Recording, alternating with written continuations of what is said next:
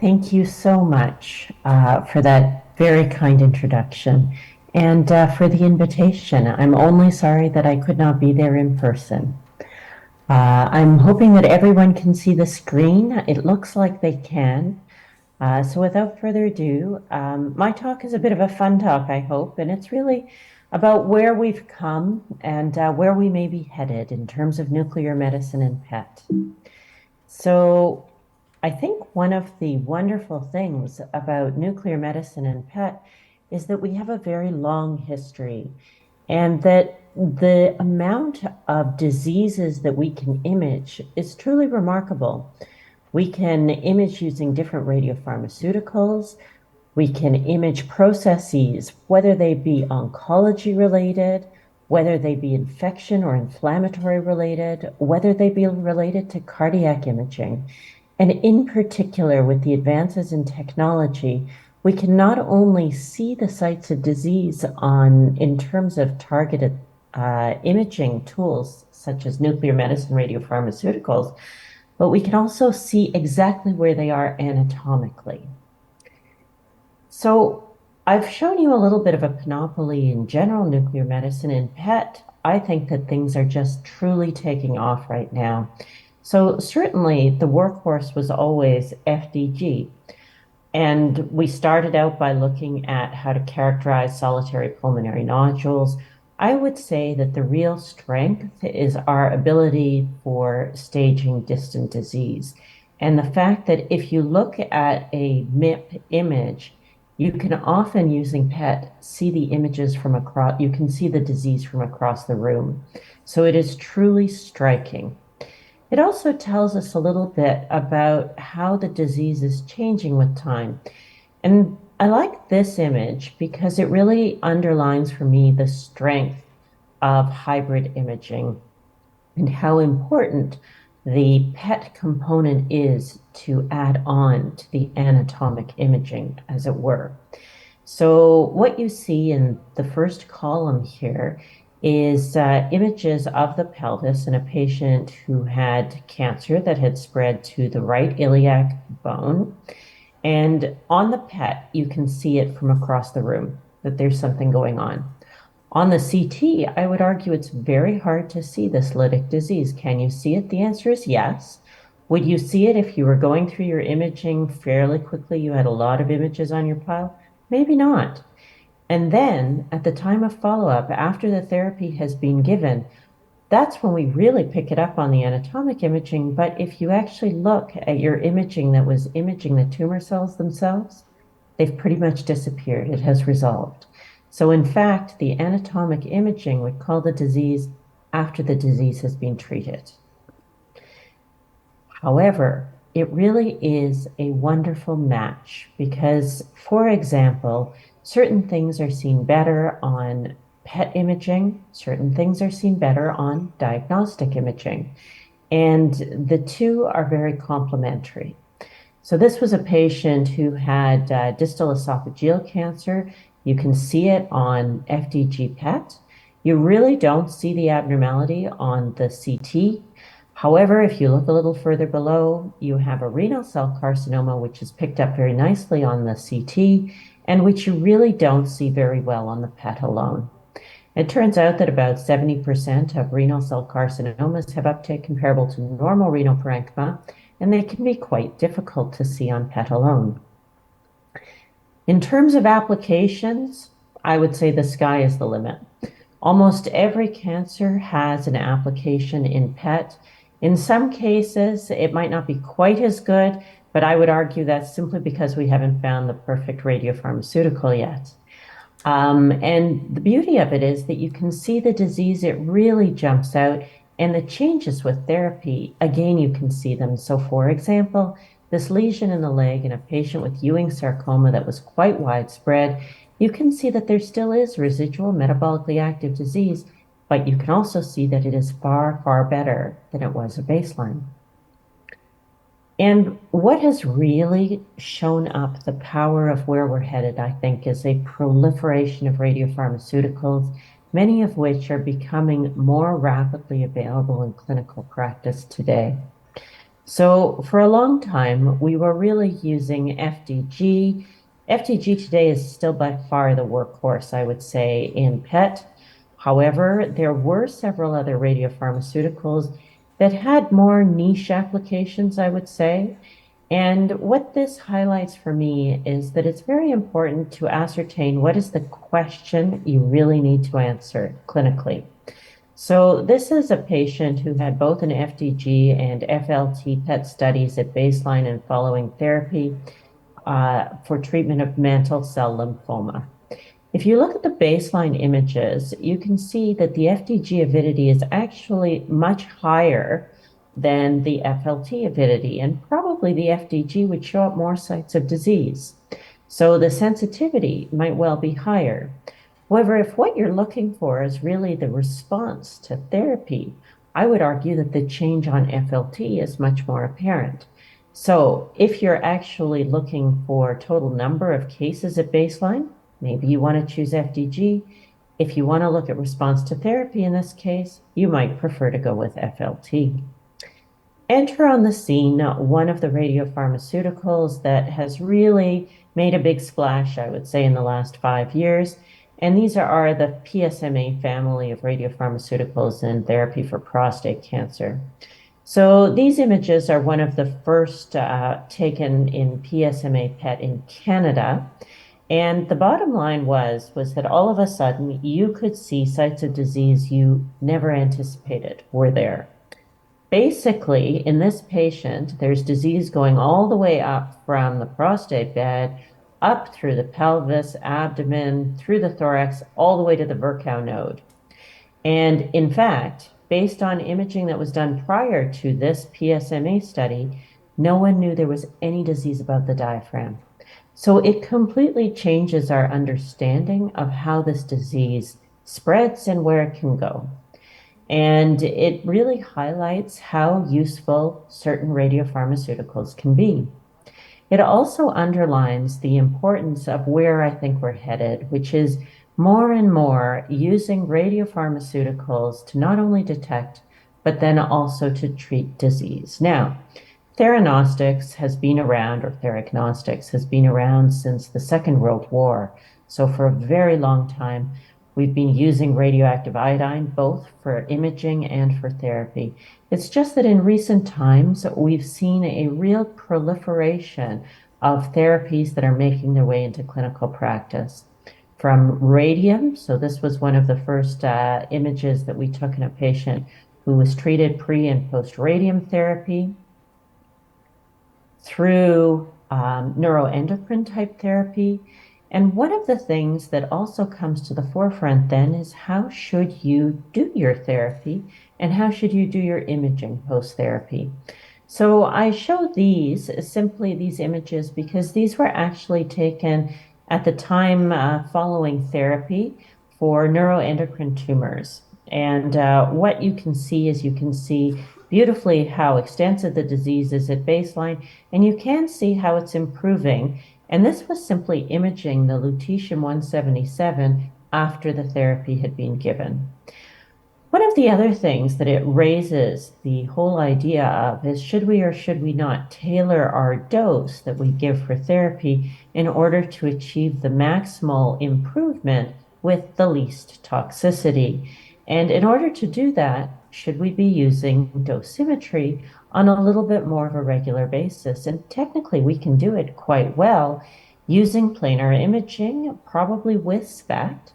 But you could do it post-therapy if you wanted to give everybody a standard baseline dose, but then image them directly afterwards and change your follow-up dosing depending on what you saw. Some people would argue you can do your dosimetry prior to even the first therapy.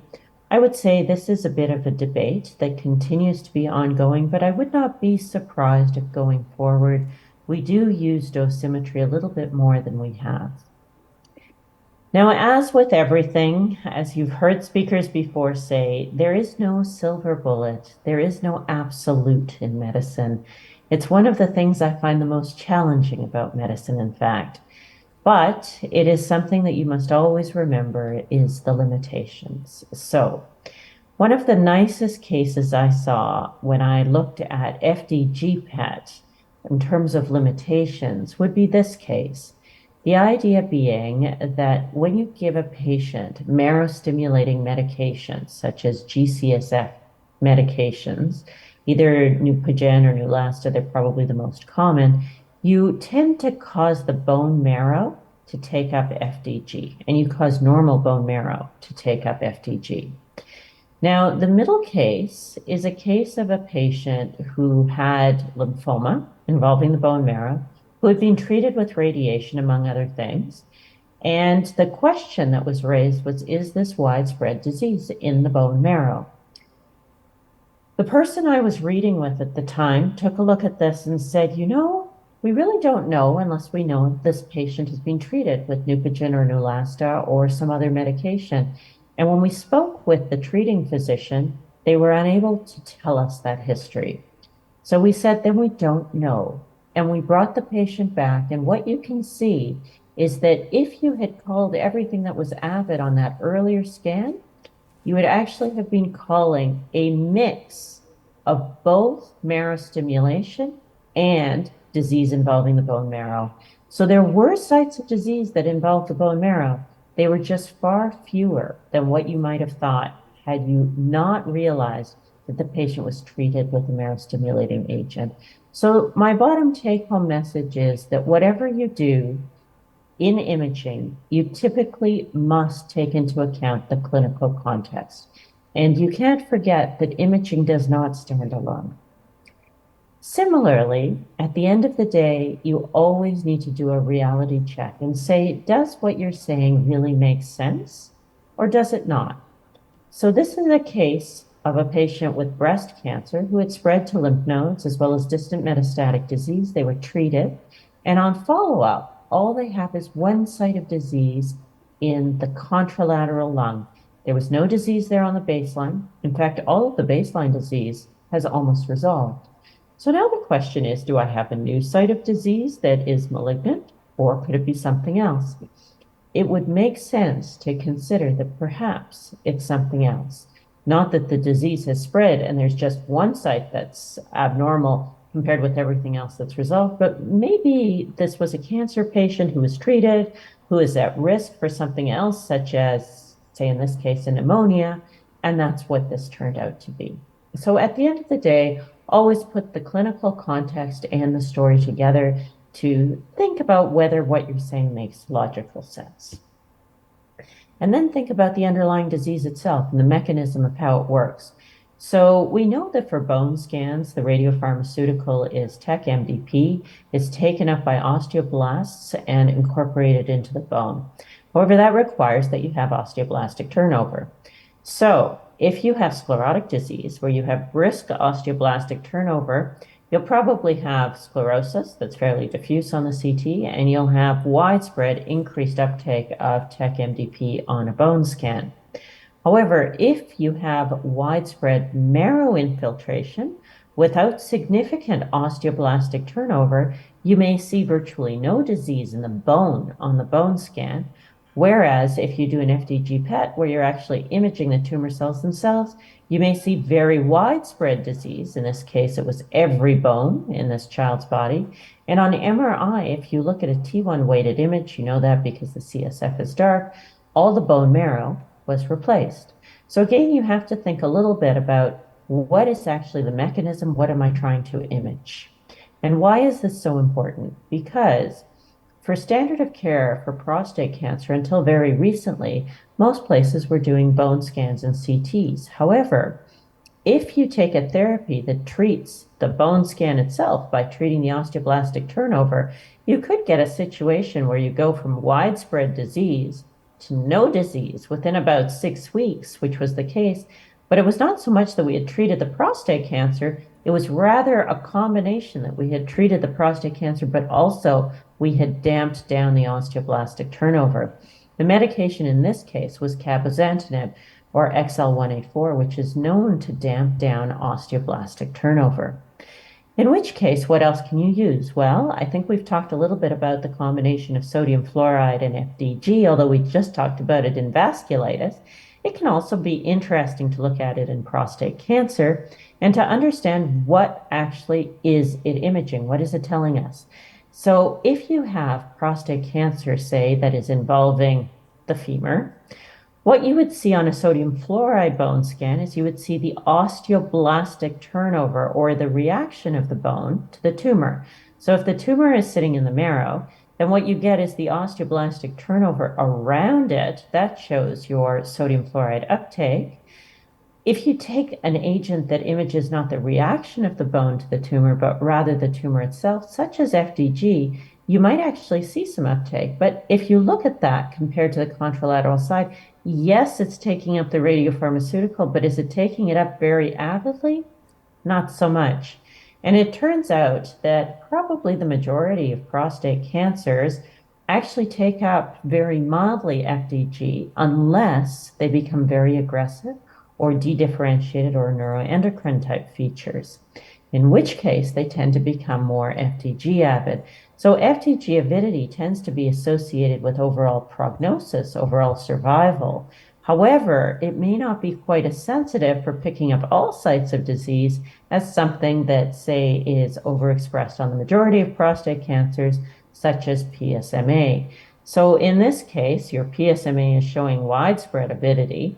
Again, very hard to see on the anatomic imaging because you haven't actually gotten much more trabeculi that has developed yet. And in fact, the only site on the anatomic imaging which showed some sclerosis turned out to be a bone island, and it wasn't PSMA avid. How low can you go? With PSMA, very low. So again, in the old days when we were looking at choline or we were looking at various other tracers, your PSA actually had to be relatively high comparatively to see disease.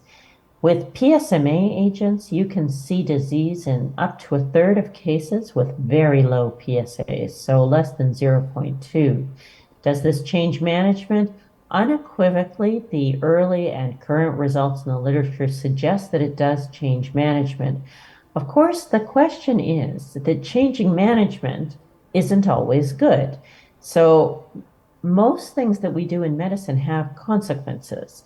Yes, you can help people, but you can also harm them. And the question is, where do you sit on the benefit to the toxicity? And you really want to be more beneficial than toxic. But the question is raised, just how much intervention should you do? What exactly are the false positives versus the false negatives? And I would say the jury is still out, although it's highly, highly likely that if you do PSMA targeted therapy, you will have an overall benefit. But there is an ongoing study that should be closing to accrual probably by the end of this year that aims to prove that, which is that if you actually base your management on the PSMA results, does it actually result in overall improvements in terms of disease response and survival? And as I said, the results are still out, but hopefully coming shortly to a room near you. With therapy and PSMA and, of course, nuclear medicine becoming ever more prominent and ever more important in medical management, I would say across the board, the question is, where is the optimal timing of things? And I would say that is also a work in progress. We've currently had the results of the VISION trial, and that has shown us one aspect of where PSMA therapy can be very helpful. The sequence of where it can be helpful is moving ever earlier in therapy, and we expect to have results probably at ESMO at the end of this month as to whether moving it prior to the metastatic castrate-resistant stage might actually be useful. So there are more results coming, and they will be coming in quick succession. I think one of the other big questions out there is exactly what imaging do you need? When you're ascertaining which patients will respond to which therapy, it's fairly clear that if you have a PSMA targeted therapy, doing PSMA type imaging can be helpful because it suggests that you know what you have and then you treat what you see. However, the question is that not everything that, say, is PSMA avid is prostate cancer. So how do you deal with this? So this is showing you a case of a gentleman who had a PSMA PET study. You can see there is disease in the pelvis, which included both bone disease as well as lymph node disease. And you can see there's this pulmonary nodule. Now, I have seen pulmonary nodules that are path proven that look just like this that are prostate cancer. I have also seen nodules that look just like this that are not prostate cancer.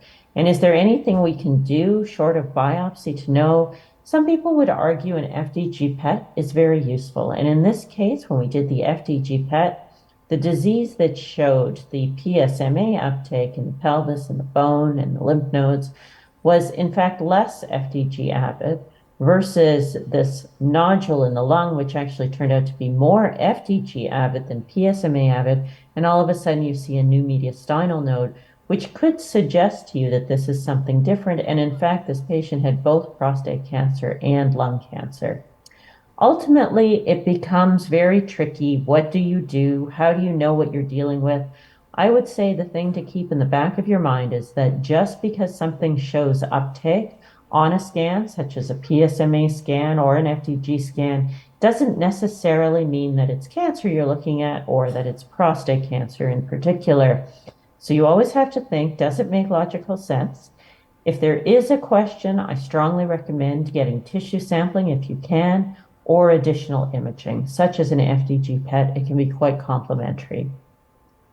And because I always like to talk a little bit about recognizing the potential, one of my favorite ways to do this is to talk about metabolically active brown adipose tissue.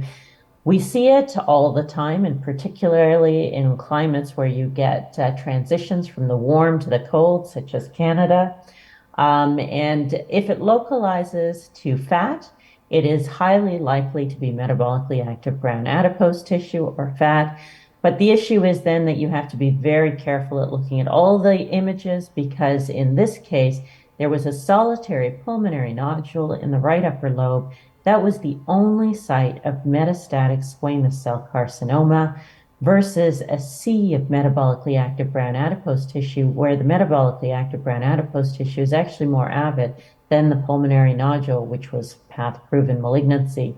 So just because something is avid does not make it cancer. And similarly, you always have to think, what type of cancer could you be looking at? The reason that I call it a future prospect and a wonderful chance at where we can go is because it turns out that if you turn up the thermostat before and during the 1 hour uptake of FDG, you can actually decrease the incidence of metabolically active brown adipose tissue very considerably. And for me, this is why I think there should be spas in nuclear medicine departments. It could be a benefit not only to the patients, but also for the staff. And I just show my picture of the marmot, which was where brown fat was first described in 1551. And this made, in fact, one of the stamps in Canada for 2023 was the marmot. FDG PET as a predictor of survival, that has long been known and shown. The big thing is that often if we work together as multi-institutional cooperatives, we can really make a difference in how we run our trials and how we get lots of patients in order to prove what we want to show. And this is just showing that the more uptake you have across a brainstem glioma, the worse the prognosis compared to little amounts of uptake in the tumor. And then lastly, where are we headed? I think we're headed more and more towards therapy. As I mentioned, this is the one area where therapy has been shown. And in addition to thyroid therapy and dotatate therapy, it's probably the newest kid on the block. And the extent of improvement is quite large. And in fact, it won the Image of the Year at the SNMMI annual meeting in 2018, because you could see patients who came in virtually with diffuse disease that were palliative almost, walking out with no disease. Now, how durable is this response? How will it evolve over time? Will we move on to more alpha-related therapies as compared to beta-related therapies? I would say we don't know yet, but this portends a wonderful future. So, where are we going? I would say the sky is the limit. And that is it. Thank you so much, Dr. Katherine.